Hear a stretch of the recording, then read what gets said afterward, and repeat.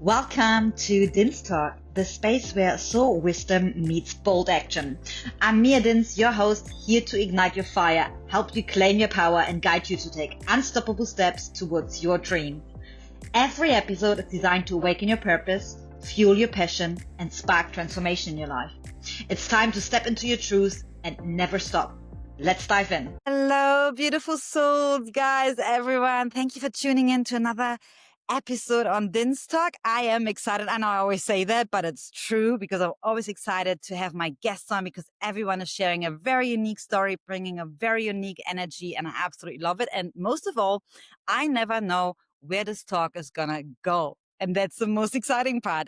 Just letting it flow. And I also hope that this will activate something within you as always.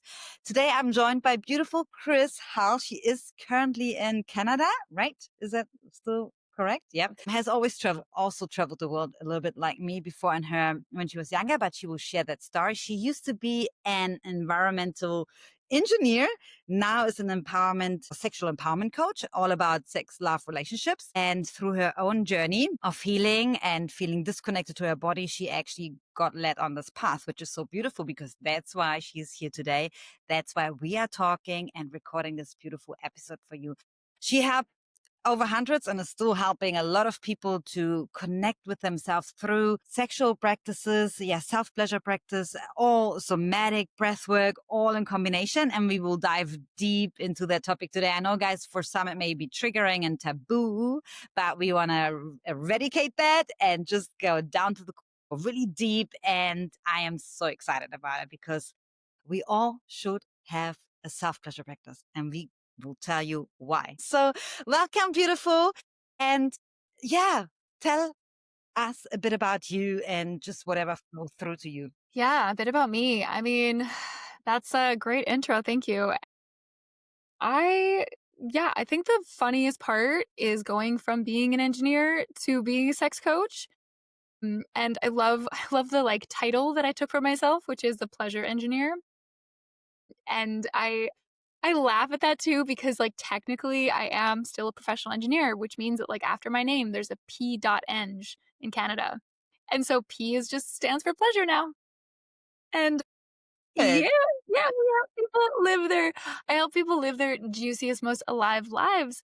And yeah, one of my biggest teaching points is why pleasure is so important and why it's not just a nice to have, it's so essential. Some people think it's this thing to be tossed aside, but yeah, I've just realized again and again that that is my biggest message to spread in this world is your pleasure is your power, your pleasure is your birthright. And it is so important to harness and to use and to bring it back into yourself as a source of life. And people who feel maybe a little bit tapped out or tuned out, your pleasure is your way back. I love it. It's so powerful. And you know what's interesting?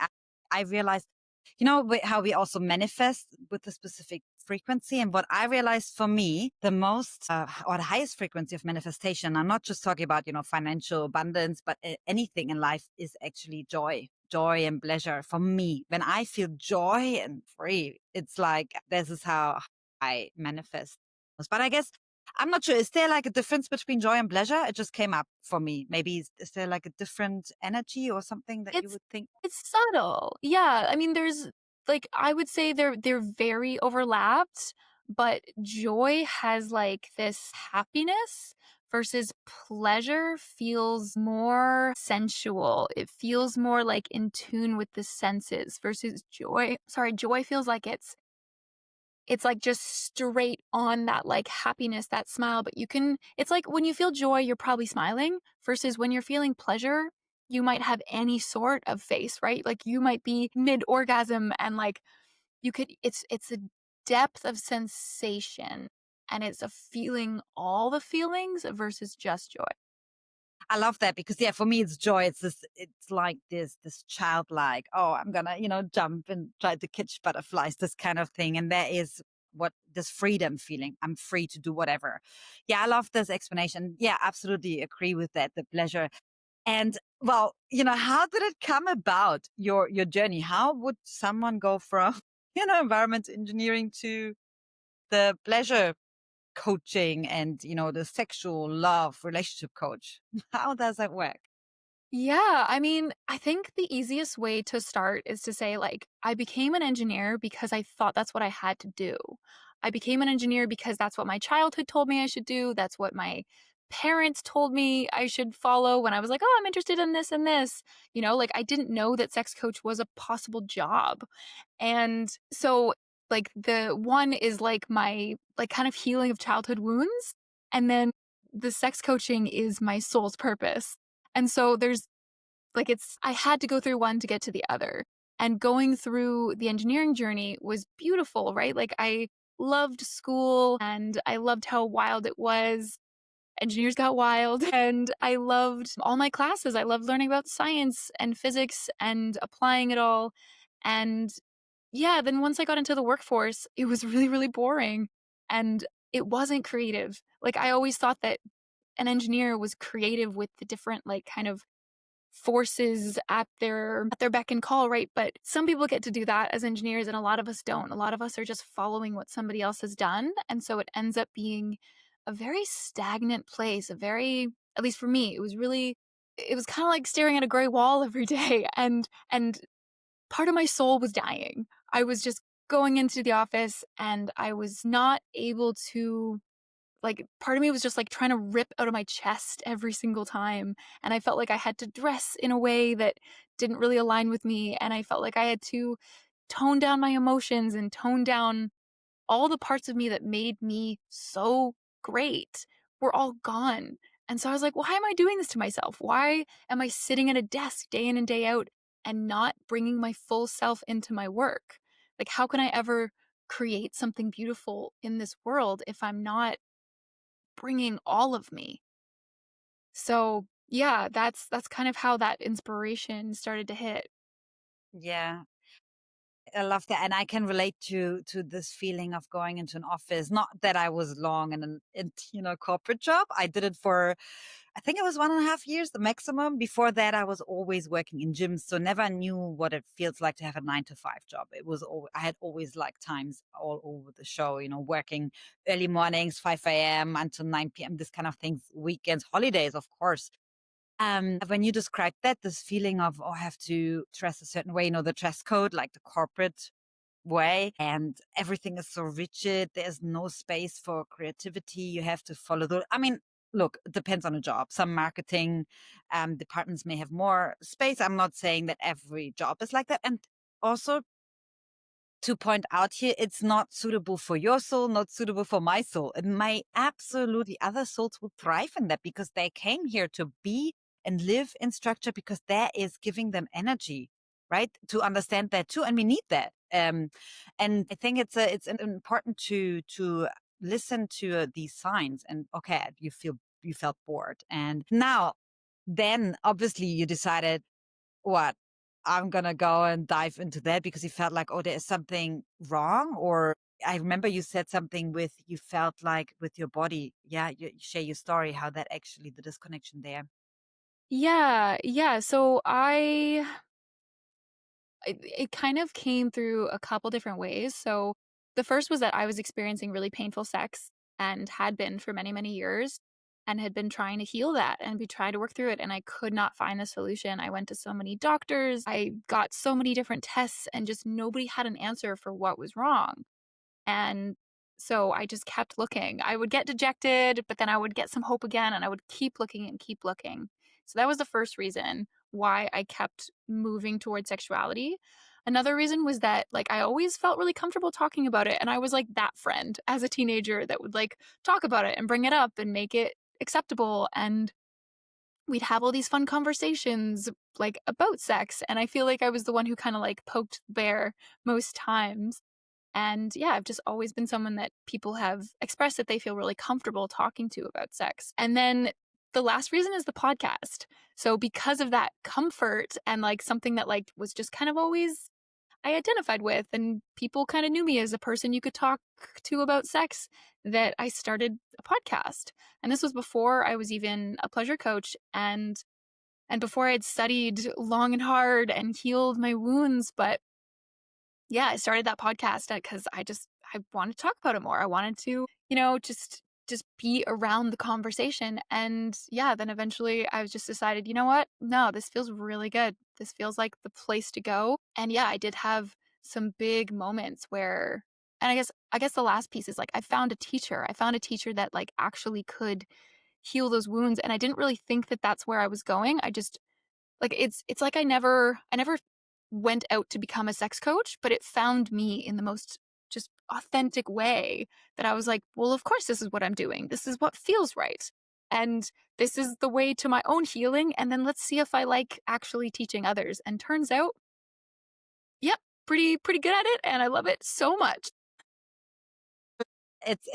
There were so many things that came up for me. I wanted to ask, but also it's beautiful how you say that it will find you. It comes. It's like a process. It's an unfolding of things. Of course, you didn't sit in your office then and be like searching. I am becoming a sex coach kind of thing. It doesn't happen that way.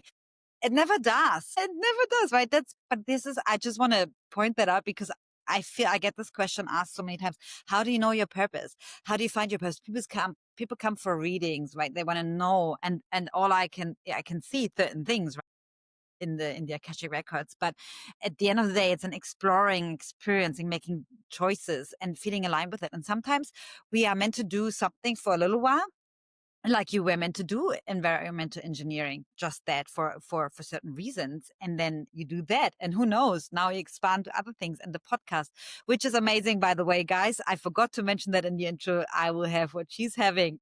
That's how I actually connected with you, right? I listened to your podcast, stumbled across it, and I'm like, I want to have her on my podcast because I feel like we need to talk. And I was just like, that's how it works, right? Energy. And now coming back to the point when you said, I can relate to that as well. And I'm sure there are many, many people who listen to that can relate to that too. You had painful sex.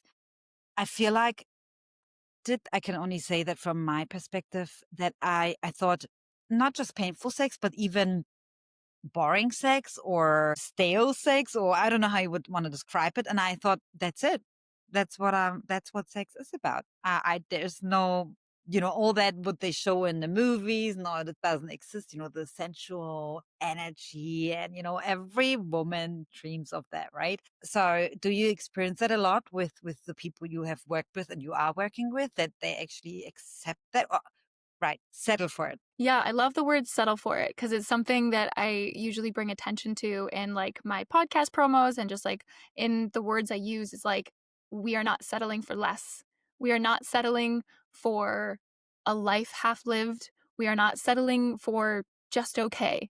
We can ask for more. We can be more. We can say, no, fuck no. I am not accepting no pleasure. I'm not accepting this version of my sex life. I am not going to go through life not having the sex that makes me feel so alive and connected. And I know that it's possible to move through it. And that's basically what it was. I refuse. I wrote on my mirror once, and this was when I was searching for the right engineering job actually, but I just wrote I refuse. And that to me was, I refuse to accept a job that isn't the one I want. And it's the same with this. I refuse to accept a sex life that wasn't fucking amazing. Cause I wouldn't do it. I just know that it's possible. And so, yeah, gosh, I just lost my train of thought because I was so into that. That's Sorry. okay. I love that. I first want to say amen to that. I love this passion. It's true though. No, it's good. It's good. It's the nature of things, because you were fired up here talking about like that. So many people actually settle for less because firstly, they think that's all they get, but because I feel like this is probably the key to unlock it all, that we don't know what is out there. I didn't know so many things. That's why we Yeah. come. Thank you. Yeah, that brings a little spark back of what I was thinking, that like, yeah, so a lot of clients come to me and they like it's interesting because I work with desires. So people tell me what they desire to get from our work together.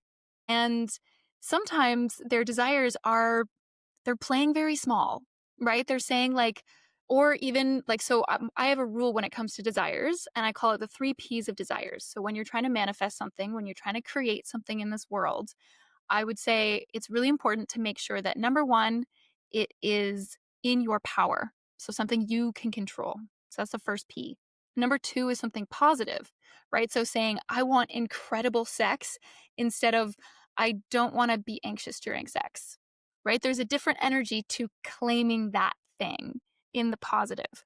And then the third one is being present. So not saying, I will have this in the future. Because if you keep saying, I'll have it in the future, it'll stay in the future. But like, it's amazing how much that changes what people are able to claim and ask for. And it's amazing what people come to me and they're like, okay, well, I just don't want to feel anxious during sex. And it's like, well, what do you want to feel during sex? And they've never been asked that question. And so being asked that question is revolutionary. And then they get to explore what that actually would look and feel like. And it's beautiful to watch that unfold. I can imagine. I believe that most people wouldn't be able to answer really that question because firstly, there is a lot of shutting down, shame, taboo to not even express what they truly desire, right? So they wouldn't even be able to unlock that. And the other side of the spectrum may be that they don't even know. Same with like goals in life or desires, like there are these two sides of the spectrum. And what do you think? How do you when you feel like someone is actually blocked and they don't know? And what is one thing you would recommend them to do in order to actually start to find out, to express? To find out what they're looking for and what they want. Yeah. Yeah. If they can't answer you that, if they're like, they see you super passionate and then like, oh my gosh, I don't even know. Yeah, my first recommendation would be to use meditation and journaling to just keep asking yourself that same question. What do I want? And what does it look like? And when there's flashes in your mind of like what that looks like, kind of writing that down and staying present with that visualization, that image of like, because the thing is that like a lot of the time we focus on the thing. We focus on the thing that we want. Like maybe it's a house or a family or children or whatever it is, or a successful career, but usually it's the feeling that we're seeking, the feeling that we've attached to that thing that we get. And so starting to feel the feeling is so much more important, because the more you feel the feeling, the more you're going to attract those things that you desire.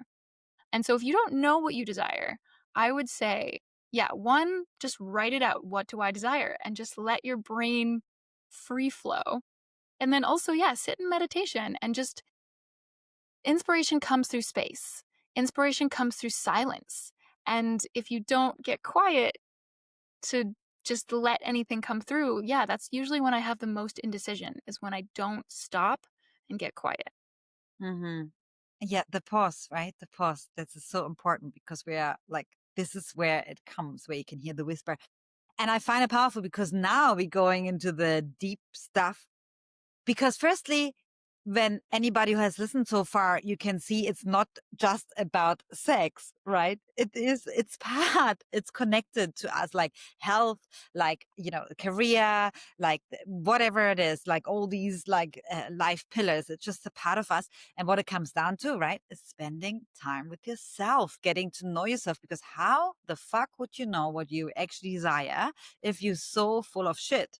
And I like all the limiting beliefs and what everybody tells you. And yes, we are, honestly, it depends how you were raised. Also, what I love, what you said in one of your podcasts, like really depends on the first experience you had with sex, right? And if you haven't and haven't connected with that version of you, you will always have sex with that version of you, right? Can we maybe go into that part a little bit so people understand? Yeah, yeah. So I think part of what you're speaking to is like the neurons that fire together wire together. So Mm. if you've always had sex in a certain way, and if you're expecting a certain thing, if you're expecting a certain outcome from your body, from your partners, from your orgasms, that's generally what's going to happen. It's not going to spontaneously occur in most cases.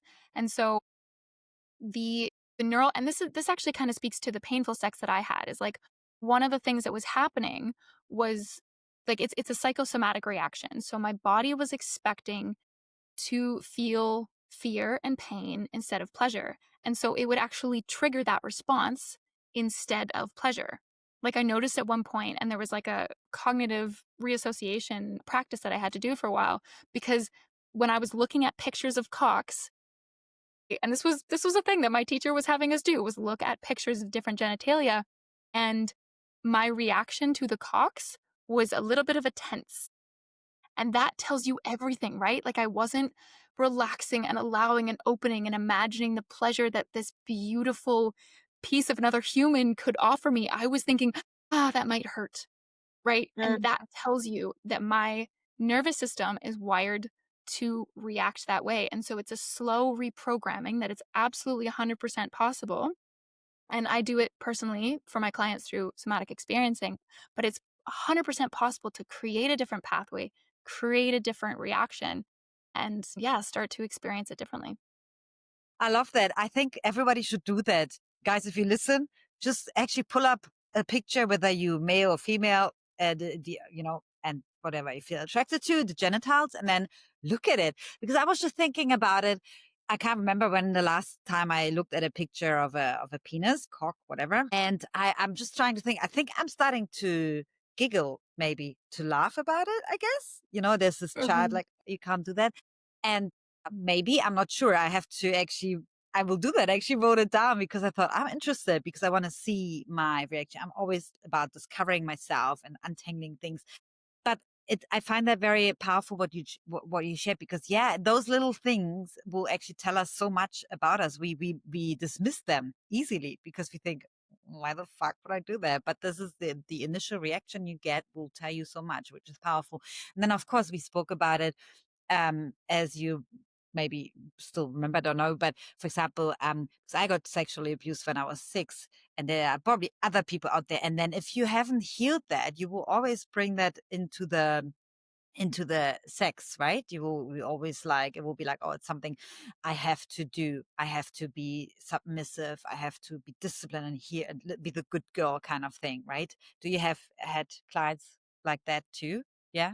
Yeah, yeah, and the thing that comes up there, and before I answer that, I will also say that I would suggest looking at both genitalia, uh, different genitalias, because even if it's the same genitalia that you have, looking at a picture of that will actually tell you your own reaction to that body part as well, which is also important because how you view your own genitalia is largely linked to the way you're having sex. But yeah, I think part of what you're speaking to is like that the change that might happen in people's lives. Like for example, like if you go on medication or you experience assault or it could be anything, like you exit an abusive relationship or you even just had a relationship that taught you different things and like again like rewired you in a different way that you having trouble getting out of. There's so many things that can happen in life that all of a sudden we get disconnected from our pleasure. So a story I hear a lot is I used to be really, really sexual and I used to be able to orgasm and I used to be able to, get to my pleasure so easily and now I can't. What happened?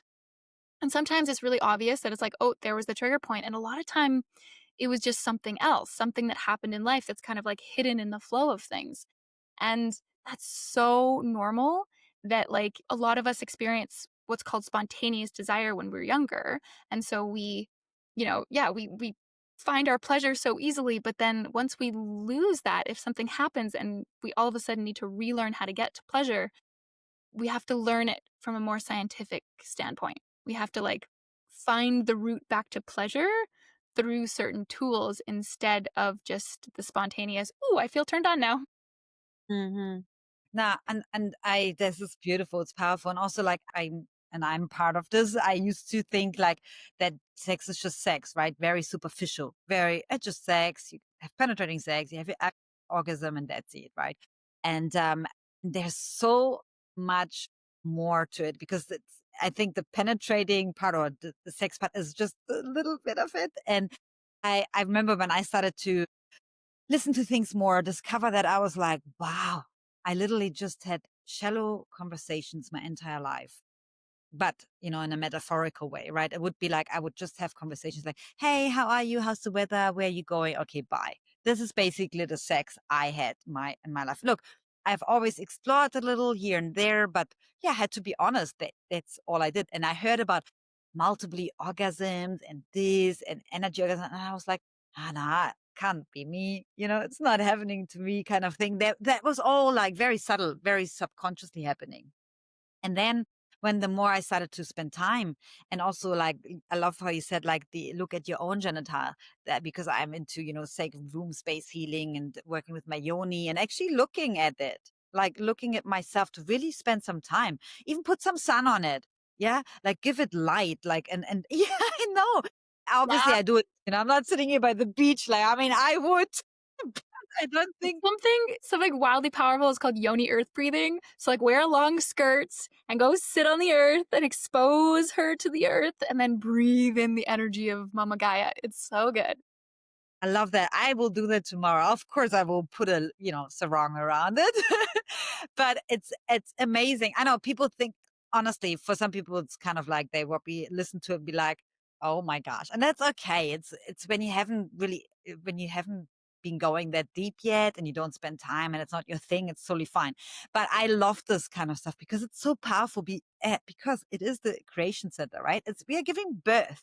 We are giving birth to something, and it has not to do just giving birth to the child or that we are actually capable of such a miracle, but it's giving birth to a project, to a new desire, intention. And I would love for you to actually go into that, because that is where the self-pleasure practice can lead to it. It can change everything, right? It's powerful. Yeah, absolutely. Yeah, like sexual energy. It is the energy of creation. And that's why, like, when we're talking about sex, it's not just about sex. Like you said before, like, a sex coach is not just about sex. And actually, like, one of the three most common things that people come to me with, like, there's kind of like three categories of desires. The first is actually just like vitality and aliveness, and people who want to feel more alive. And then the second would be, okay, I want to orgasm. I want to feel confident and sexy in bed. And the third is, I want to find my soulmate. I want to find a partner who's really aligned with me. And so, yeah, when it comes to sexual energy, it's fuel. Yeah, it's creation energy. It's not just made for making babies. And the beautiful, unique thing about sexual energy is it's very capable of transforming into other forms of energy. Like heart space energy generally tends to stay in the heart, but sexual energy can travel everywhere. And it's funny, you were talking about manifestation. Like one of my favorite things to teach is actually sex magic, which is manifestation using sexual energy. And yeah, it's just such a potent life force that we can transmit into everything else. We can use pleasure as a form of nourishment. Like it can literally, when you stay in a pleasure plateau, you get, the chemicals that go all through your body that are really nourishing for you. I also see pleasure as like a rebellion against the ways that the patriarchy has told us to be small. Like pleasure is my freaking rebellion. Like it's just, and yeah, so we can use it to heal, we can use it to rebel, we can use it to be a badass boss, anything. Ah, I love it. And how would you, if you can just explain a little bit, like walk us through the sex magic? So let's say someone wants to, I mean, most people want to either, for example, find their soulmate or sexual abundance. Yeah, that's too. But financial abundance, I was about to say, I guess these are like the most main topics that I usually hear. Like it's either finances or the soulmate. Like, and let's go with the soulmate. Someone wants to manifest it. So how would you use the sex magic for this? Like just like you know, like walk us through this a little bit. I know we can't go fully into detail, but just a rough little overview, like an intro. Yeah, totally. Yeah, I was about to say, like, I'm actually probably recording a sex magic full episode soon for my podcast because it's such a huge topic and people love to hear more about it. So, yeah, sex magic is, like I said, manifestation using your sexual energy. And it makes it so much more powerful because we're using that pleasure to teach our nervous systems that our desire is safe. So it all starts with a desire. So we come up with a desire, like I said, using those three P's: positive, present, and in your power. And then we work with it. We give ourselves a full immersion into that desire. So your brain doesn't know the difference between a visualization and reality. And if you visualize using all your senses, your brain is fully immersed in that reality and it can really feel that that's real. And the more you practice that, the more your brain goes, oh, this is normal. This is what we have in life. Okay, let's attract it. And it just gets easier and easier. The other thing is a lot of people don't tend to either feel safe getting what they want or even feel like it's possible. And so there's that, right? You need to like really investigate, do I actually think that this is possible? Do I think that I will meet my soulmate, or is there something that I need to work on first? Because if you don't think it's possible, it's never going to happen, right? You can, or maybe you could just do a lot of sex magic. There's a difference between like you could do one session because you're really really close to getting it already, or you can do many sessions because you're a little further away, and that's okay. But yeah, so the basic way to practice it is, and there's a lot of steps here. So if you are interested in learning more, like there's there's reason to actually work with somebody, but you can also just kind of self pleasure thinking about the thing you desire, and that's also like a huge shortcut. But what you do is you build up that sexual energy and then you move it through all the chakras. And as you do that, you're turning your whole body on. You're being fully in your pleasure. You're able to visualize at the same time this desire that you want. And you're mixing pleasure and your desire so that your nervous system goes, oh, it's pleasurable to have this. Let's move towards that.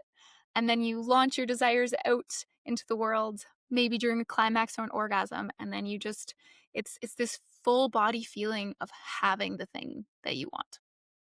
I find it's beautiful. I just be like, wow, I just want to do it. And it's actually amazing, like what comes with it. And I was thinking about it. Should I share what I did yesterday or shouldn't I? But I always ask my question. I can't remember who inspired me to do that. But there's someone I listened to and he said a great way how you can always start a conversation, especially when you want to go deep, is to ask yourself, what do I don't want to talk about? What is it? What do I want to hide? Right. But I already wrote it down yesterday. It's something I want to share. It's interesting because like I'm in Vietnam here and I'm in a beach like area at the moment, which is amazing because I'm only 500 meters from the beach. I actually get to do like, breathing and yoga by the beach early in the morning because everyone is getting, it's like, I just love early mornings by the ocean. And all of a sudden, and then I jump in, to just wash it all off and just be in the water. And then I started to feel, it wasn't intentionally, but I was like, because I was, doing my prayers and asking God to show me what he has planned for me. How can I serve more? How can I amplify this energy? My soul purpose, my mission, because I was like, I was fired up and I'm like, show me, don't hold back. And then I was like in the ocean and I started to feel really sensual.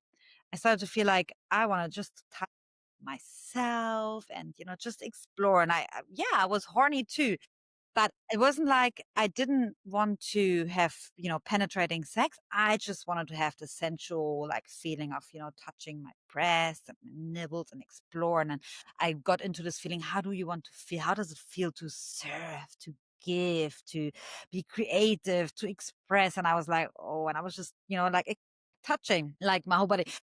A good thing is the water here is a more like has a brownish color, not because it's polluted, but because of the sand that gets swelled up all the time. So it was like, I mean, I was further away from people, but they were like somewhere like, people. But anyway, I was like, there was, things I'm just sharing as well. There were things coming up like, oh my gosh, Rhea, what are you doing? It's like whatever, 7 a.m. in the morning. But at the same time, I enjoyed that and I allowed this because I wanted to create. There was this feeling I want to create and give and birth and at the same birth, I also imagined like, oh yeah, I want my soulmate to be able to do that with me too, to do those things and then to be super spontaneous in this way because it wasn't planned. I feel like one of my ex-partners, previous partners that I had, like that I, was together with, I felt like sex was really scheduled. It was like, okay, there was only this one small window when we could have sex. And I think I'm very spontaneous. I love that. So yeah, I want to share that. And what happened afterwards is I got really activated. I had lots of life force energy. I have a lot of fire energy anyways, and then I got guided.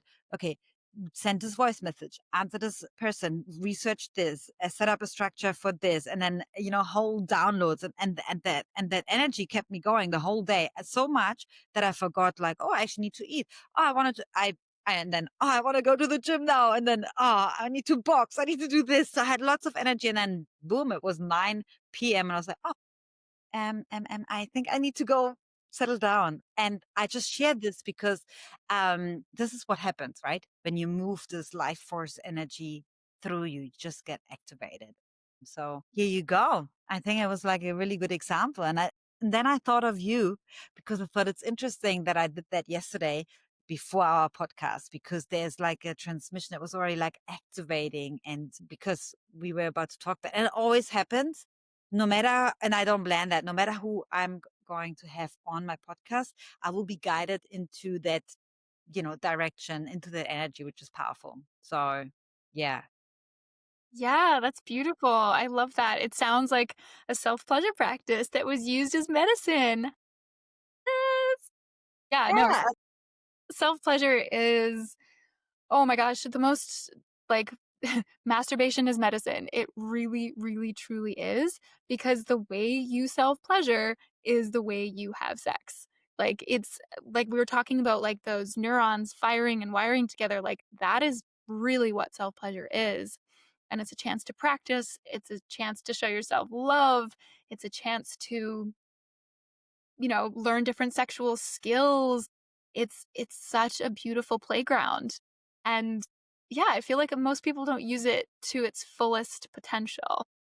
Absolutely. Even I don't. And I'm in the, like baby shoes stage, right? Like baby shoes, like I'm starting to go deeper and actually just touching and doing things. But now people would probably, there are people in relationships, right? And now they may have the question, but should I have a self pleasure practice? Because I think there's also a lot of taboo, and I include myself.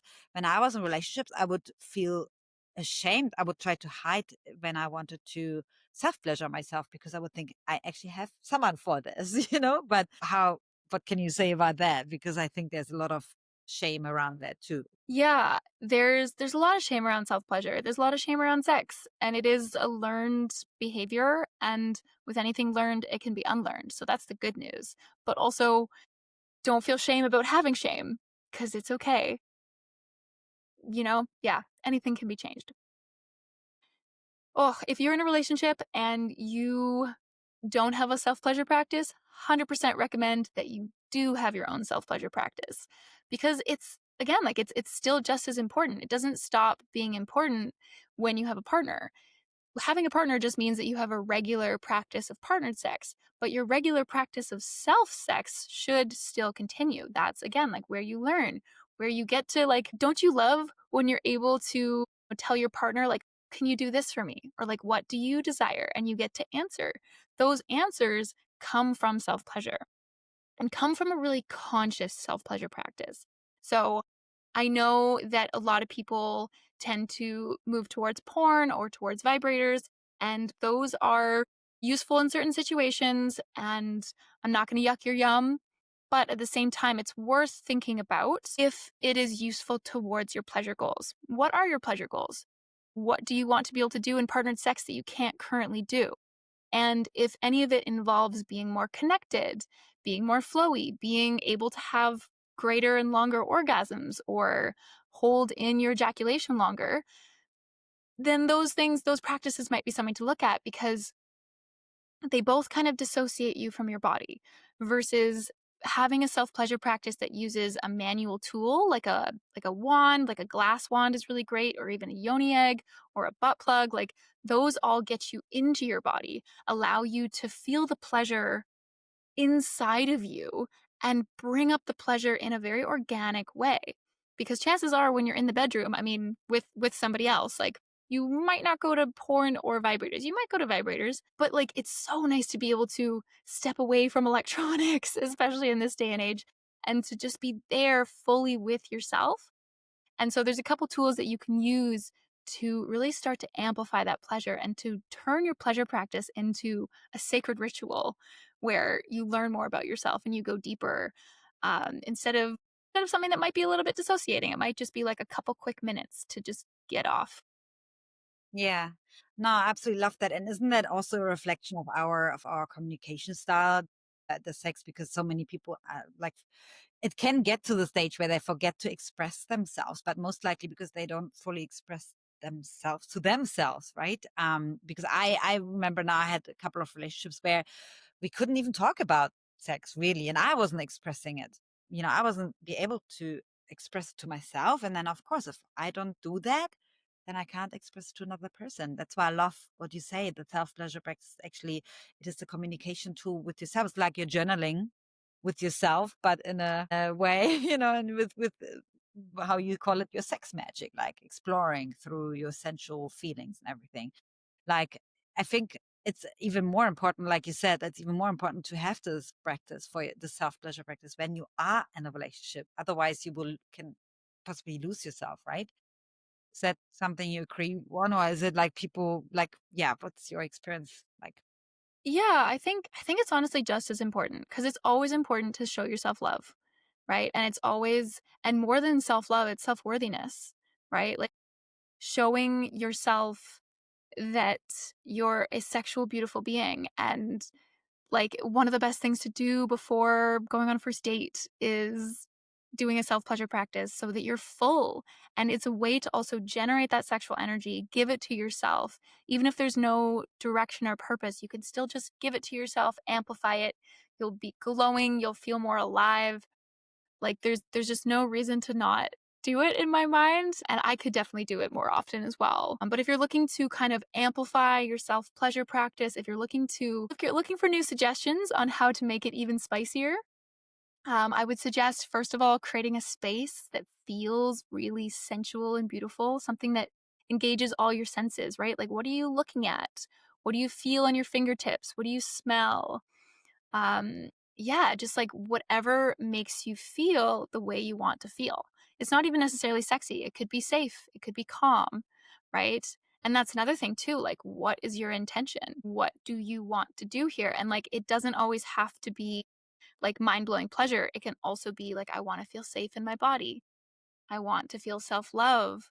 I want to experience a heart orgasm, or just feel calm and grounded, right? Like it could be so many different things that you can experience through self pleasure. And then past that, it's that using of these tools that I've talked about, like that I haven't mentioned yet, but there's breath, there's movement, there's sounding, there's energetic movement. And yeah, like exploring those and bringing those in. And self-pleasure practice, I love what you just said, is not necessarily like lying down and masturbating. It's actually, it could be as simple as putting an incense on, light a candle, your favorite music, and just be and feel the room. Like, what is this energy about? How does my body feel?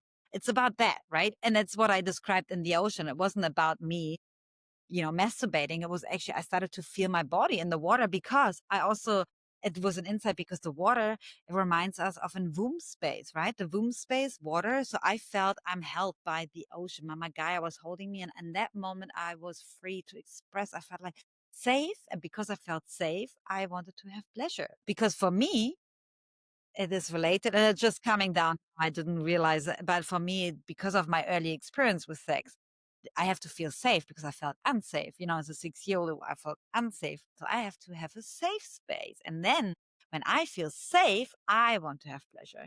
For me, it won't work right now. It won't work to be like coming barging and be like, I want to fuck you, right? Like, this is like not all the time. There are times. And I remember you had this one episode like where you really, and I love how you just like blurb it out, like, don't you want to fuck yourself, right? You have to be like so turned on by yourself. But it's true, guys.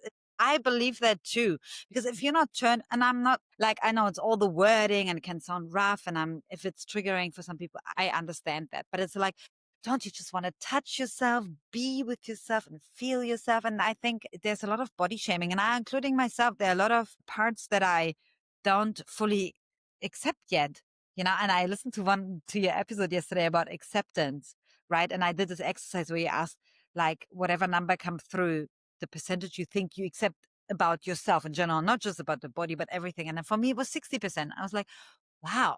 And that was the first judgmental thought coming through. Wow, only 60%. And then I love what you said, but celebrate the number, whatever it is, 60, 80, 20, doesn't matter.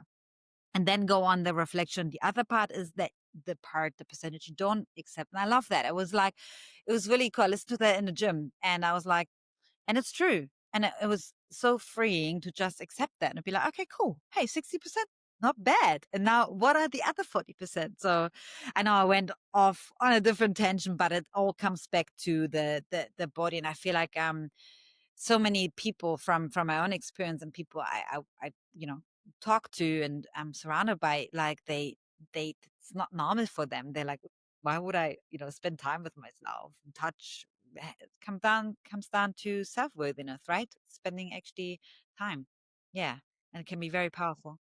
Yeah, somebody like framed it to me really beautifully the other day that they're like, well, everybody talks about self-love, but self-love is like an action, whereas self-worthiness is a feeling and it cuts deeper, right? Like I have a dear friend of mine who like she was just having so much trouble feeling worthy of love.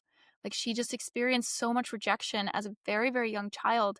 And so it's so hard for her to feel love and to receive love and to give love in a certain way as well. And yeah, when I asked her that question, do you feel worthy of love? That just cut right down to her core. She started crying immediately because she realized how much that wasn't true and how much she deeply wanted it to be true. So yeah, sometimes we talk so much in culture about self-love, self-love, self-love, and like, what are you doing to love yourself? And what are your self-love practices? And like, yes, excellent. And you can't just throw stuff at a wall and expect it to stick if you haven't investigated what the wall is made out of, right? Like if you're expecting, it, yeah, I like that analogy actually. Yeah, like I was about to say, I'm like, oh, we're like, you should write this down. Guys, we're gonna sell that on a t-shirt. Good, good. I love it. Good. Yeah, yeah, and I like can so cut for you're you. Cut it out for you a snippet so you can put it on your social media. It's good. I love it. Yeah, let's I have some. love it. Yeah, and your self-pleasure experience reminds me of one of mine that's like super risque, honestly, but I'd love to share it because it's an example of like how deep you can go with a certain line of pleasure. And I think this is where pleasure differentiates from joy, where it's like pleasure is like a deeper exploration of a feeling and it covers almost every feeling. So I was in Peru and I was on a little bit of mushrooms and I really thought that the mangoes around there were so freaking juicy. They're so beautiful. They were the best mangoes I'd ever tasted. And so I had one. And I was on this little solo journey and I just decided, you know what? I'm going to eat this mango like so deeply. I'm going to eat it with like a full reverence and respect for how amazing this mango is. I don't know where the thought came from, but it was just so necessary for me to follow through on this impulse in this moment. And so the only place I could fully eat this mango was to lock the bathroom door and to go into the bathroom stall completely naked and eat the mango, licking it, letting the juice drip all down my body, and just feeling the pleasure of that like stickiness and this feeling of like, this feels taboo, but it feels so wonderful. And like, I kind of had sex with a mango, like not like, but like it was there with me. It was part of my experience. And like, I came to climax just through a little bit of stimulation, but mostly through like the pure joy and pleasure that came from eating this mango in all of its fullness. So self-pleasure practices can be anything. I love the mango sex. It's so juicy. I love it. I know some people were like, what the fuck are they talking about? But I can feel, I could picture it in the way like, oh yeah, the mango. It's cool. Thank you for sharing this. It's beautiful. It's raw. It's real. And I'm sure like there are a lot of people out there who have probably done things like that, but they probably feel ashamed to ever share it. Like, and it's beautiful to just share it because everyone has unique experiences and what might be for some is not for others. And that's totally fine. That's why we have all these beautiful choices. So I absolutely love that. So thank you for sharing this. And I also, because I wanted to just say with the worthiness and the love, I love that too. It really deeply resonated with me. And it was like, yeah, because I have had and still have a lot of self-love practices and I'm really good at that. But the worthiness, the feeling is below that when if you want to put it into measurements, and if that doesn't measure up, then you can do all the practices and take the action. But if you're not having this feeling, this of worthiness, you will never be able to receive it. That's why you have to and that is probably, it's a step-by-step process because depending what happened, what conditioning you have. So I guess that's part of most people are having this problem to receive because we are giving is easy, but the receiving part is hard. Same, I would probably say in sex department as well, isn't it? Like, Yeah. Yeah. There's plenty of people who are very comfortable giving and very uncomfortable receiving. And if somebody says that to me, that's always kind of a little bit of a red flag. I'm always like, okay, let's look at that. And they're like, no, I just love giving. And I'm like, uh-huh. Okay, I bet you love receiving too, but there's something that's blocking you. And whatever we resist persists, but also whatever we resist, that's where the juicy stuff is. So if you have like a huge amount of resistance to trying out your own pleasure practice or anything like that probably means that there's something amazing there for you. the hidden parts, the transformation is on the hidden parts always. Oh my gosh, I absolutely love that. I know we could talk forever and we could probably like create so much more sex magic. I just always think we should stop the party when it's like pumping. I love the mango part was the best for sure. One of them. Is there anything like right now? I always ask this question like that come through to you, like just very intuitive that you think you want to share that the audience needs to hear something from your soul. Just don't settle. Don't settle for less than you deserve, and you deserve absolutely everything. And Yeah, don't talk yourself out of the dream life. Don't talk yourself out of your dreams. Make it happen. You have the power. It's all inside you. I love this. It's powerful. And that is a big, beautiful closure and wrap up in the sense of like that it's not just sex that we talked about, right? It's part of it, but this actually elevates everything. It has a ripple effect on every area in your life. And what a beautiful tool. We have our own pharmacy, hospital, whatever you want to call it, within us, right? And we just need to activate it. And it's so beautiful. And I hope that whoever listened to that you feel activated, triggered as well. And it's totally fine. And if you have comments, questions, please leave them in the comments below. And also, where can people find you? Because I'm sure they are so intrigued to find out more about you and how can they connect with you. Absolutely. Yeah. My website is krishall.ca, and you can find me on Instagram at Kris the Pleasure Engineer. And yeah, there's also a free gift I'd love to offer to everyone, which is your own little step into deepening and awakening your pleasure. It's called the Pleasure Portal. It only takes 15 minutes, and I'll walk you through those key steps to self-pleasure and allow you to explore from there. Perfect. I love that. And is there anything special? Like, how do you work with people one-on-one or on group settings and retreats you do as well? Yeah. Yeah. So I have a couple retreats coming up. There'll be a 3-day women's retreat in May near Vancouver, Canada. And newly announced / not even out yet, but there'll be website pages soon, is a week-long women's retreat in Mexico in February of 2027. And yeah. And yeah, you can work with me one-on-one. I do a 12-week coaching program called Wild, Worthy, and Orgasmic. It's 12 weeks to total sexual freedom. We remove the blocks that's getting in your way. We work through it somatically. It honestly changes everything about your sex life and potentially everything about your life. And 100% it will change everything. I'm pretty certain about that. I am eyeing the 2027 Mexico retreat. I wrote it down. So let's see, because I'm intrigued. I'm on this, journey, and I would love to just explore it. And so guys, if you feel called, you know now where to find Kris, and you can find that out. I will leave everything in the description box below. And I hope that this episode brought you pleasure and joy and fun and just intrigued you to go deeper and not just have the shallow talk, but go and have some deep conversations with yourself. So thank you so much, guys. Until next time, and bye. Thank you for tuning in to Din's Talk. I hope today's conversation sparked something within you. Remember, you have the power to align with your soul, take bold action, and live a life fueled by passion. Don't forget to subscribe, share with others, and leave a comment if this episode resonated with you. And as always, do it, never stop. Until next time, keep claiming your fire and your power.